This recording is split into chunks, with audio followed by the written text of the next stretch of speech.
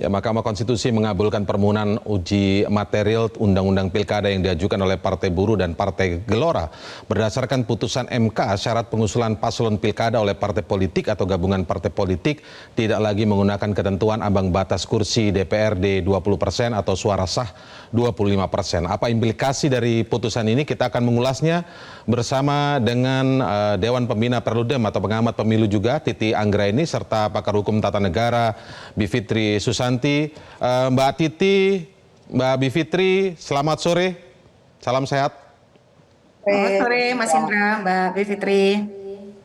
Oke, saya ke Mbak Titi terlebih dahulu karena saya agak lumayan terkejut ketika membaca pernyataan dari Mbak Titi begitu yang menyatakan bahwa putusan MK 60, ya ini kan putusan 60 kan, putusan 60 2024 ini harus berlaku untuk pilkada tahun ini 2024. Apa dasarnya, Mbak Titi? Ya, pertama di dalam putusan ini, jadi putusan MK itu final dan mengikat atau erga omnes ya, dan juga erga omnes begitu dia serta-merta berlaku. Di dalam putusan nomor 60 tahun 2024 yang dibacakan tadi pagi menjelang siang, tidak ada sama sekali di dalam amar disebutkan penundaan pemberlakuan putusan. Lagi-lagi putusan MK itu serta-merta berlaku begitu ya, erga omnes. Nah, kalau MK ingin menunda pemberlakuan putusannya, MK biasanya menyampaikan atau membunyikan secara eksplisit. Contohnya saja di dalam permohonan Perludem pada perkara nomor 116 tahun 2023 tentang ambang batas parlemen atau parliamentary threshold. Mahkamah Konstitusi menyatakan rekonstruksi ambang batas parlemen diberlakukan untuk pemilu 2029 dan pemilu-pemilu berikutnya. Sedangkan untuk 2024 tetap dengan ambang batas parlemen 4% sebagaimana dalam norma pasal yang diujikan oleh Perludem. Sementara dalam pasal ini amar putusan MK sangat terang benderang menyatakan bahwa pasal 40 ayat 1 terkait dengan persyaratan pengusungan atau pencalonan pasangan calon dari partai politik atau gabungan partai politik itu direkonstruksi oleh Mahkamah Konstitusi. Jadi tidak ada frasa lain atau kemudian bunyi-bunyian lain yang menyatakan bahwa keberlakuan putusan ini untuk setelah 2024. Nah, Baik, lalu kemudian Mbak kita Titi, bisa bandingkan. sedikit, sorry, Ya. saya agak mengganjal dengan penjelasan Anda tadi soal biasanya. Ini biasanya atau memang aturannya? Sebelum nanti mungkin lebih detailnya ke Mbak Bivitri ya. Tapi begini, tadi disebutkan kalau frasa tidak disebutkan frasa berlakunya kapan, hanya merekonstruksi pasal-pasal tadi ya. Apakah itu tidak berarti sebaliknya bisa diterapkan terserah teknisnya PKPU nanti, Mbak? Oh, tidak bisa begitu. Kita ambil contoh saja ya, praktik atau kemudian, jadi kalau saya bilang biasanya itu yang selalu dipraktikkan. Jadi bukan berarti sesuatu yang bisa ditafsirkan berbeda. Contohnya saja di putusan nomor 90 tahun 2023 tentang syarat usia bagi calon presiden dan wakil presiden, di mana dalam putusan tersebut itu kan langsung diberlakukan di pemilu 2024 yang ditegaskan oleh Mahkamah Konstitusi dalam putusan 90 dan juga putusan 141. Jadi kembali kepada karakter putusan MK yang bersifat serta-merta berlaku kecuali diputuskan lain atau dibunyikan lain di dalam amar putusan Mahkamah Konstitusi. Jadi makanya saya gunakan biasanya kalau MK ingin mengecualikan pemberlakuan suatu putusan dalam praktik kepemiluan yang sedang berlangsung, Mahkamah Konstitusi membunyikan secara eksplisit. Contohnya tadi putusan soal ambang batas parlemen, termasuk juga putusan soal model keserentakan pemilu, yaitu putusan nomor 14 tahun 2013 yang oleh Mahkamah Konstitusi jelas eksplisit disebutkan itu berlakunya setelah pemilu 2014. Dan makanya walaupun putusannya dibacakan di awal tahun 2014, pemilu serentak itu baru dijalankan di 2019. Jadi dengan Sedikit saya tambahkan pertanyaan ke Mbak Titi begini, Mbak Titi. Sedikit saya tambahkan pertanyaan ke Mbak Titi sebelum ke Mbak Bibip ya.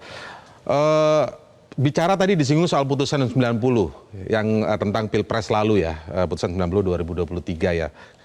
Itu kan kalau tidak salah beberapa waktu yang lalu ketika langsung diterapkan, Mbak Titi juga mengkritisi hal tersebut. Bagaimana dengan yang sekarang ini, Mbak Titi? Oh, jadi kalau kita boleh koreksi ya, saya tidak pernah mengkritisi bahwa itu langsung diterapkan dan itu bermasalah. yang apa namanya yang kemudian menjadi catatan adalah putusan itu serta-merta berlaku, tetapi dia harus ditindaklanjuti dengan penyesuaian perubahan peraturan KPU. Jadi KPU harus menindaklanjuti dengan menyesuaikan terkait dengan pengaturan yang mereka sudah buat. Kenapa kemudian putusan 90 harus diikuti oleh perubahan peraturan KPU? Karena itu menyangkut persyaratan yang sangat teknis yang harus disertai berbagai formulir. Tetapi kemudian MK kan sudah menegaskan di dalam putusan soal perselisihan hasil Pilpres. Putusan MK itu harus langsung berlaku, dilaksanakan, dan kemudian dari aspek teknis, jangan sampai kemudian aspek teknis itu Baik. menghambat dari eksekusi putusan.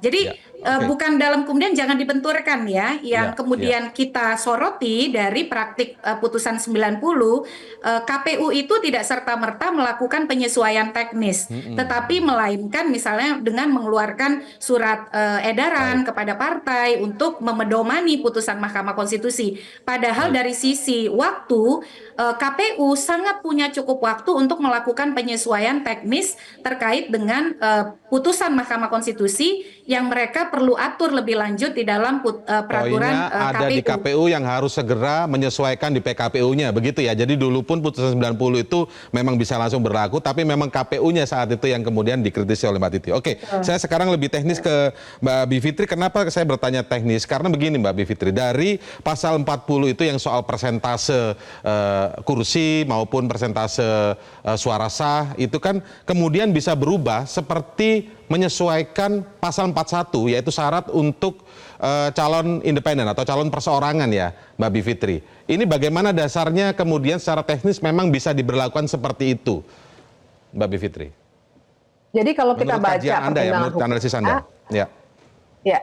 Jadi kalau kita baca pertimbangan hukumnya, memang yang diargumenkan dan disetujui kemudian oleh para hakim adalah untuk menyamakan perhitungan-perhitungan untuk calon independen diberlakukan untuk perhitungan parpol dan gabungan partai politik di pasal 40-nya. Ya. Jadi yang digunakan memang kerangka pikiran yang sama tentang berapa sih sebenarnya dukungan yang dibutuhkan dalam hal prosentase untuk mengajukan calon, karena mestinya memang logikanya sama. Kalau memang calon independen harus dapatnya persis memang sama 7,5% ya untuk kategori kita Jakarta kan C ya 6 juta sampai 12 juta. Maka untuk yang diajukan oleh partai-partai politik atau partai politik sendirian itu juga mestinya 7,5% minimal. Jadi memang sama persis. Dan ini pertimbangan ini misalnya kalau di mungkin di tahun-tahun sebelumnya dalam pilkada, aturan ini kan juga sebenarnya apakah memang berpotensi ada ketidakadilan saat dibentuknya peraturan ini pun bicara Undang-Undang 10 2016 ya Mbak Bivitri, antara pasal 40 dan pasal 41 ini apakah sebenarnya sudah sejak lama memang diketahui ada ketidakadilan tanda kutip perlakuan untuk calon maju dalam pilkada misalnya Mbak Bivitri? Iya, jadi memang ini model yang kita bisa sebut state capture atau kita bisa sebut juga cara untuk mengamankan, cara untuk membuat orang lain sulit untuk ikut berkompetisi dengan dihalangi oleh pasal dalam undang-undang. Harus diingat kan yang bikin undang-undang itu adalah partai-partai politik yang ada di DPR dan juga presiden yang tentu saja didukung oleh partai politik. Jadi memang partai politik besar menghalangi orang-orang untuk ikut berkompetisi. Ini serupa modelnya dengan ambang batas pencalonan presiden. Jadi kalau kita lihat nih 2016 itu memang dibuat lebih tinggi. 2015 juga ada ambang batas itu, tapi lebih rendah sedikit dibandingkan dengan yang tahun 2016 ketika diubah. Nah, jadi memang ini sudah lama jadi persoalan. Bahkan kan kita, Mbak Titi dan kawan-kawan yang sedang mengajukan juga ke Mahkamah Konstitusi, mempersoalkan yang namanya ambang batas pencalonan mestinya tidak ada sama sekali. Idealnya begitu. Ya, dan tidak hanya di pencalonan presiden, tapi juga di pilkada. Karena justru itulah yang akan membuat partai-partai politik seperti yang kita alami sekarang ini, paling tidak saya warga Jakarta ya, jadi saya merasakan betul, kita cuma bisa nonton di pinggiran, yang bernegosiasi adalah partai-partai politik yang punya kursi. Nah ini yang sedang diupayakan untuk diubah, dan jadi menurut saya putusan 60 ini bagus sekali untuk jalan sampai dengan argumen soal tidak perlu adanya pembatasan tertentu itu betul-betul diakui atau diadopsi oleh Mahkamah Konstitusi. Ini dan kategori nanti harus putusan yang dibuat progresif berarti ya dari Hakim Konstitusi? Iya, ini harus kita apresiasi ya, apalagi kita sudah melihat kecenderungannya banyak sekali kotak kosong dan kotak kosong atau calon boneka ya. Dan itu dimungkinkan karena ada ketentuan yang tinggi sekali. Itu kan tadinya kan 20% kursi atau 25% akumulasi suara sah. sah, Nah, sekarang diturunkan sesuai proporsi jumlah penduduk provinsi atau kabupaten itu, dan itulah yang lebih ideal paling tidak untuk saat ini. Gitu, Mas. Secara historical pasal 40, pasal 41 atau pasal 40 ini itu pernah diuji materi sebelumnya tidak, Mbak Bivitri? Sepanjang yang bisa saya cek sih barusan itu memang belum ada ya, dan saya kira ini suatu cara yang bagus. Oke, baik. Saya kembali ke Mbak Titi. Mbak Titi, jadi tataran teknisnya nanti kan tentu saja di PKPU. Bagaimana kalau misalnya nih, saya berandai-andai dulu nih, kemudian dengan segala macam alasan atau argumen atau kondisi yang kemudian PKPU-nya tidak sesuai dengan, bukan tidak sesuai, tapi misalnya diterapkan di 2029, itu bagaimana, Mbak? Apakah ada konsekuensi hukum dalam hal ini? Ya, saya berharap KPU tidak mengambil langkah-langkah ekstrim seperti itu ya, karena sudah banyak hal yang menjadi catatan dari penyelenggaraan pilkada kita. Mestinya KPU konsisten saja untuk berkonstitusi, bahkan kalau kita rujuk kembali kepada putusan sengketa hasil Pilpres, MK kan sudah menegaskan bahwa yang namanya putusan Mahkamah Konstitusi harus dilaksanakan. Dan oleh karena itu langkah-langkah untuk melaksanakan bahkan di dalam putusan Mahkamah Konstitusi soal sengketa Pilpres, MK itu bisa memahami ketika misalnya KPU terlebih dahulu melakukan penerimaan pendaftaran Prabowo Gibran pada waktu itu sambil menunggu proses pengesahan peraturan KPU. Dengan konstruksi yang sama, meskipun kita ingin KPU lebih gesit, ini sudah terang benderang. Karena Mahkamah Konstitusi itu sudah menegaskan apa yang menjadi persyaratan. Yang perlu dilakukan oleh KPU adalah mengubah peraturan KPU nomor 8 tahun 2024 sehingga berbagai instrumen teknis mulai dari lampiran formulir-formulir yang dibutuhkan untuk mengajukan pasangan calon itu bisa disesuaikan. Sebagai ilustrasi nih Mas Indra ya, putusan soal usia putusan 90 tahun 2023 di Pilpres itu kan dikeluarkan hanya 3 hari sebelum pendaftaran calon. Putusan dibacakan tanggal 16, pendaftaran calon tanggal 19. Ini putusan dibacakan sangat jauh. Yaitu tanggal 20 Agustus sementara pencalonan tanggal 27 sampai 29. Tapi paling penting adalah dia tidak bicara orang per orang. Dia bicara soal kepentingan partai-partai politik yang akan mendapatkan insentif bukan hanya 1-2 partai, tetapi partai-partai sepanjang tadi ya ada sebaran jumlah penduduk dalam DPT. Jadi rujukannya itu adalah DPT pemilu terakhir.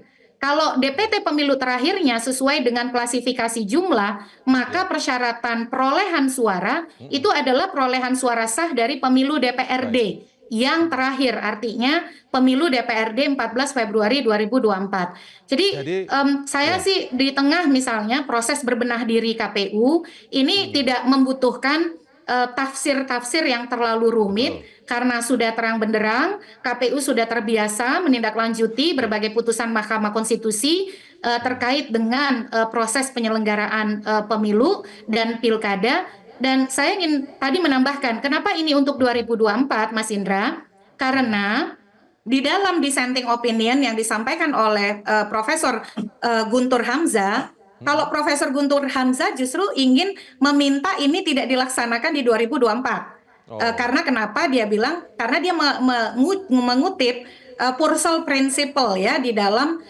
salah satu perselisihan di Mahkamah Agung Amerika Serikat. Dengan demikian dalam penalaran yang wajar, maka Prof. Guntur ini berbeda dengan putusan yang dikonstruksikan oleh mayoritas hakim. Jadi dengan demikian sudah sangat terang benderang putusan ini untuk 2024 gitu. Baik, Mbak Titi, jadi tidak ada alasan lagi bagi KPU harusnya untuk memfollow up dalam PKPU tentang putusan 60 ini begitu ya, karena sudah ada contoh-contohnya tadi, bahkan 3 hari putusan dibacakan saja sudah bisa untuk konteks Pilpres ya. Harusnya sekarang juga bisa dilakukan oleh KPU, tidak ada alasan lagi. Mbak Bivitri tadi menyinggung soal harapan dari implikasi tentang putusan 60 ini bisa berdampak pada tercegahnya, tanda kutip begitu ya, tercegahnya fenomena kotak kosong yang diduga atau diprediksi pada pilkada serentak tahun ini akan bisa banyak di berbagai daerah bahkan. Dan digambarkan oleh para aktivis pro demokrasi mengatakan putusan 60 ini adalah kemenangan demokrasi. Kira-kira ini bisa akan terwujud tidak? Fenomena kotak kosong yang disebut akan meningkat drastis pada pilkada tahun ini akan bisa tercegah, Mbak Bivitri? Ya, kalau datanya kan memang dia naik terus ya fenomena kotak kosong ini, dan kecenderungannya kalau yang kita dengar ya paling tidak kan ini sudah mulai negosiasi sama halnya dengan yang terjadi di Jakarta, di Tangerang Selatan dan lain sebagainya, kelihatannya akan banyak sekali. Nah, begitu ini dibuka kerannya, maka ini menurut saya akan sangat bagus karena pilkada akan ramai. Pilkada yang ramai itu bagus loh, karena itu artinya kompetisinya akan makin baik. Kita warga yang akan mencoblos punya lebih banyak pilihan, jadi kita nggak disodorkan menu yang terbatas begitu ya. Dan yang menarik juga Mas Indra ya, putusan 60 ini juga menyatakan inkonstitusional ayat 3 dari pasal 40 itu, yang pada intinya membatasi bahwa akumulasi suara yang dihitung itu hanya suara-suara yang didapat oleh partai politik yang dapat kursi. Karena kan sebenarnya ada juga partai politik yang dapat suara, tapi dia terlalu kecil begitulah ya. Nah, dengan dihilangkannya ayat 3, kemudian juga banyak yang bisa mengajukan calon. Dan bahkan kalau misalnya konteksnya Jakarta ya, bisa saja koalisi yang sekarang sudah terbentuk, dan bagi saya ini sah-sah saja, namanya juga kan pendaftarannya sebenarnya belum dibuka, ini baru ancang-ancang begitu ya. Maka bisa aja pecah lagi, misalnya Kims plus dan itu bisa pecah lagi, atau misalnya satu partai yang ditinggal oleh yang lain, PDI Perjuangan maju lagi sendiri misalnya karena dia cukup ya, kan batas minimumnya untuk Jakarta 7,5%. Nah, dia dapat berapa? 14%. Ini konteks Jakarta ya? Untuk Jakarta. Tapi saya juga ini juga terjadi di banyak provinsi dan kabupaten, dan ini akan membuat warga makin punya banyak pilihan. Seperti biasa kalau kompetisi yang ikut banyak, jadinya nanti akan tersaringlah calon terbaik. Jadi kita tidak terpaksa memilih seperti yang tadinya saya sangat khawatir sebagai warga Jakarta, Mas Indra. Oke, tapi ini kan kembali bolanya nanti di partai-partai politik juga nih Mbak Bivitri. Apakah tanda kutip karena dugaan-dugaan sebagian pengamat politik ini sebenarnya ya mengatakan tergantung partai politiknya, berani nggak masalahnya gitu? Bagaimana Mbak Bivitri? Mendorong agar apa aturan yang sudah di putusan 60 ini sudah ditetapkan, harusnya ini menjadi insentif bagi partai politik untuk kemudian bisa rame-rame mengajukan calonnya.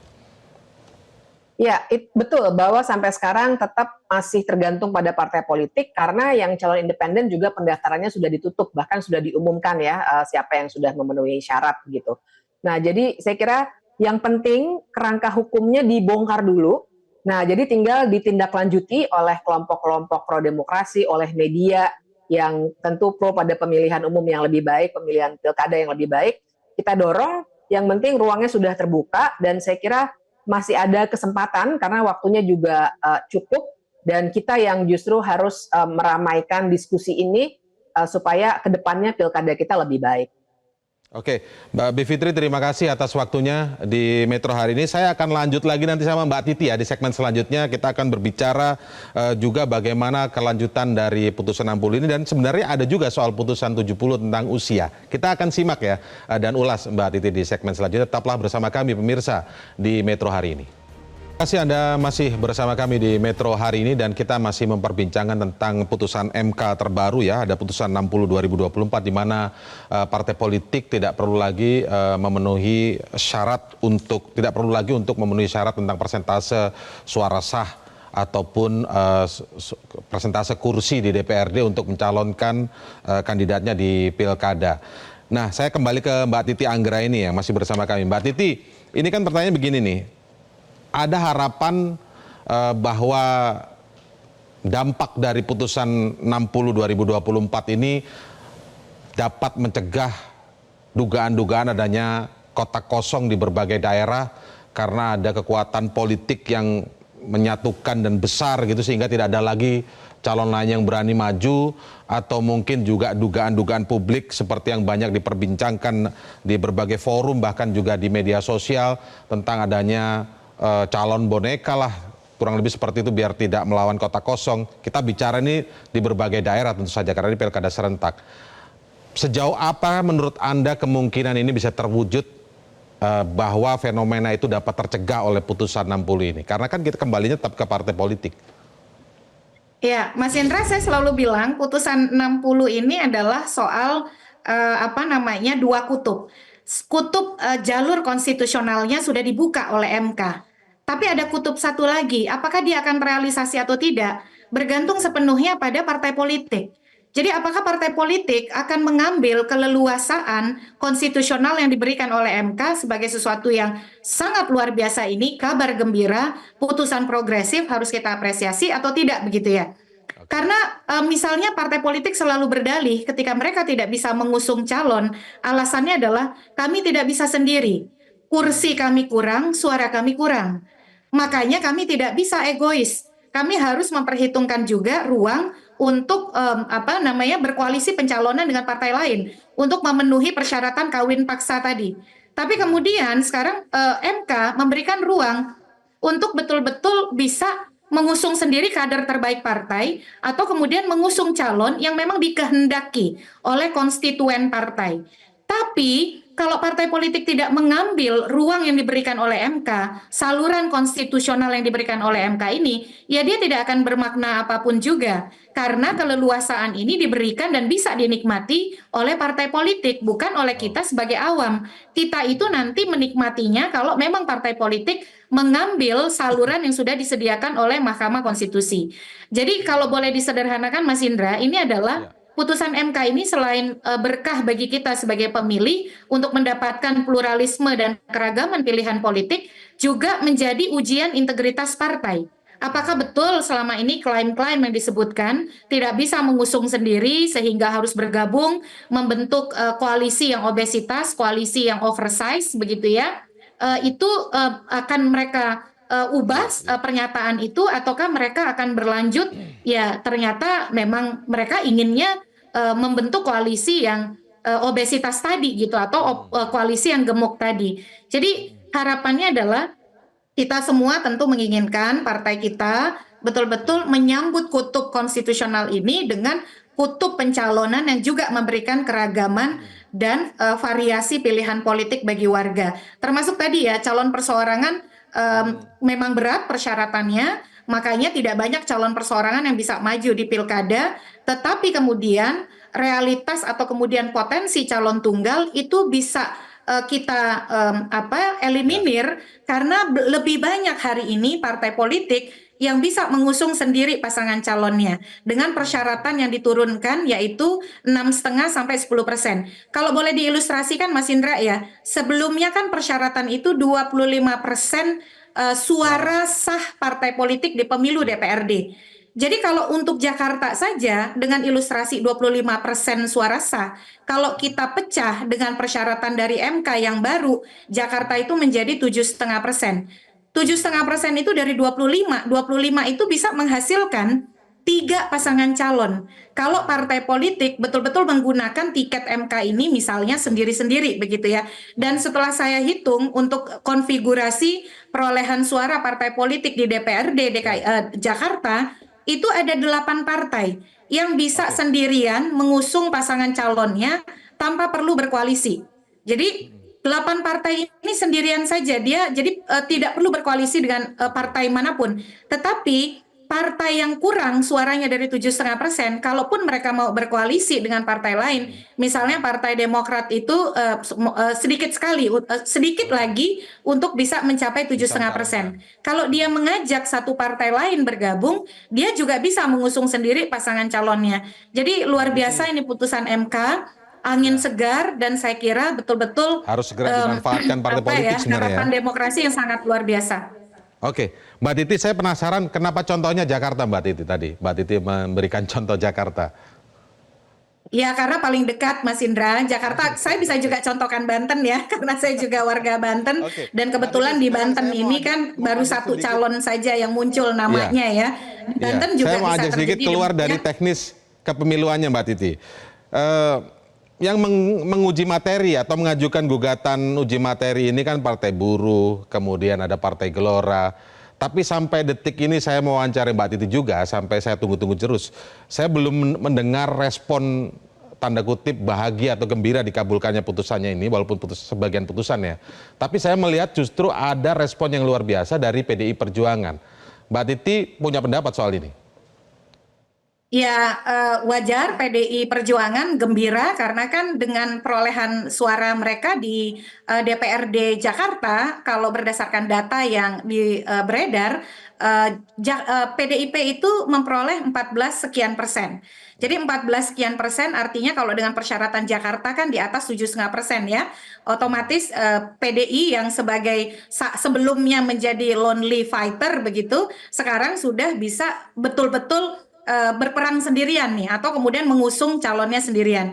Kalau sebelumnya seolah-olah jalan itu buntu bagi PDIP karena persyaratan 20% kursi atau 25% suara sah, dengan adanya putusan ini kemudian terbuka ruang dan saluran itu. Tapi ini bukan hanya untuk PDIP. Sebagai contoh di Banten, karena saya warga Banten, Airin itu kan diusung oleh Partai Golkar.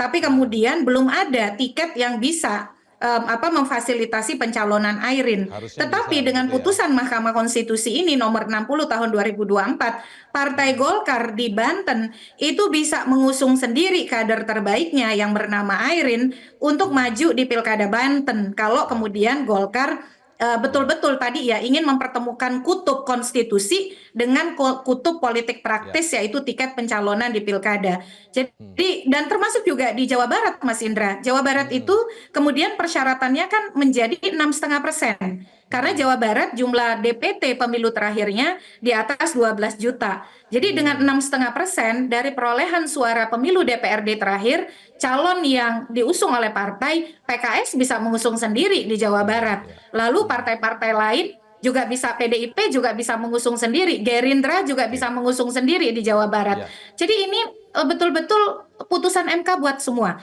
Terima kasih kepada Partai Buruh dan Partai Gelora. Bukan hanya Partai Buruh dan Partai Gelora yang kemudian mendapatkan insentif, tapi saya kira semua partai, semua kita warga negara Indonesia, dan juga ini Ya. meneguhkan fungsi kaderisasi partai sehingga partai tidak perlu tersandera kalau dia memperoleh persentase perolehan suara sebagaimana yang ada di dalam putusan MK nomor 60 ini. Harapannya tidak ada upaya-upaya untuk membelokkan. Jadi kalau putusan 90 saja bisa dieksekusi. Menduga ada upaya-upaya di Pilpres. membelokkan tidak sampai sore ini? Ya, saya kan ada pernyataan, pertanyaan, keraguan ini apakah bisa di 2024. Lalu juga ada pertanyaan, ini putusannya kurang jelas nih misalnya. Padahal dari sisi teks, ini putusan yang sangat jelas. Dari sisi waktu juga. Karena Mahkamah Konstitusi, kenapa kita apresiasi putusan ini adalah memperluas akses pada hak konstitusional partai terkait dengan hak pilih. Hak pilih itu Baik. bukan hanya untuk memilih, tapi juga hak untuk dipilih. Jadi ini Mbak, satu legacy pertanyaan yang baik terakhir, ya Mbak. di pemerintah. Ya. Ya. Baik, satu pertanyaan terakhir. Mohon maaf saya potong dulu. Satu pertanyaan terakhir. Tadi memang Mbak Titi menyebutkan dan pasti tentu saja putusan MK ini tidak mungkin memberikan benefit atau keuntungan personal ya. Tapi kalau kita lihat, ini analisis Mbak Titi bagaimana nih saya tanyakan. Ada hari ini juga ada putusan 70 2024 tentang uji materi soal batas usia. Dan ini sudah mengutip Hakim MK ya, sudah jelas menurut Hakim MK, kalau tidak salah ini adalah pasal di ISRA yang menyatakan syarat tentang batas usia ini sudah cetowelo-welo. Sudah sangat jelas usia 30 itu untuk pilgub adalah saat dicalonkan, bukan lagi ada tafsir lain. Kalau melihat ada putusan 60, putusan 70, ada yang bisa lolos, ada yang terganjal begitu. Bagaimana pendapat Mbak Titi soal ini? Ya, di putusan 70 juga harus menjadi pencermatan kita. Karena meskipun dia ada di pertimbangan hukum, tapi putusan MK itu pertimbangan hukum sama mengikatnya dengan amar. Itu sudah ditegaskan banyak dalam putusan MK. Saya kira lagi-lagi ya, pilkada ini bukan orang per orang. Terlalu kecil kalau pilkada itu dibawa kepada orang per orang. Putusan 70 soal syarat usia itu untuk untuk semua. Dimanapun di Pilgub kalau usianya sudah 30 saat penetapan pasangan calon, maka dia bisa mendapatkan tiket. Kalau usianya sudah 25 kalau di Pilkada Kabupaten Kota saat penetapan pasangan calon 22 September 2024, maka dia bisa mendapatkan tiket. Jadi justru putusan Mahkamah Konstitusi ini mengakhiri kontroversi, dialektika, dan paling penting putusan nomor 60 dan 70 merupakan legacy yang sangat baik di ujung pemerintahan Jokowi.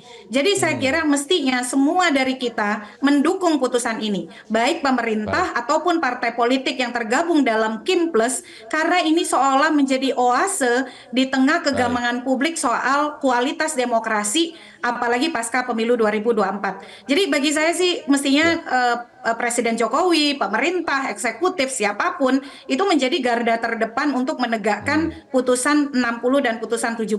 Karena putusan 60 dan 70 ini tidak menyasar orang, dia menyasar semua individu, warga negara, dan partai politik yang bisa terdampak, bukan hanya satu persatu atau segelintir orang saja, Mas Indra. Baik, kita harapkan seperti pandangan Mbak Titi dan diterima memang oleh pemerintah bahwa putusan 60, putusan 70 ini oleh Mahkamah Konstitusi adalah legacy pemerintahan Jokowi, begitu ya. Terima kasih Mbak Titi atas waktunya bergabung bersama kami di Metro hari ini. Mbak Titi Anggraini, Dewan Pembina Perludem. Selamat sore. Jelajahi cara baru mendapatkan informasi. Download Metro TV Extend sekarang.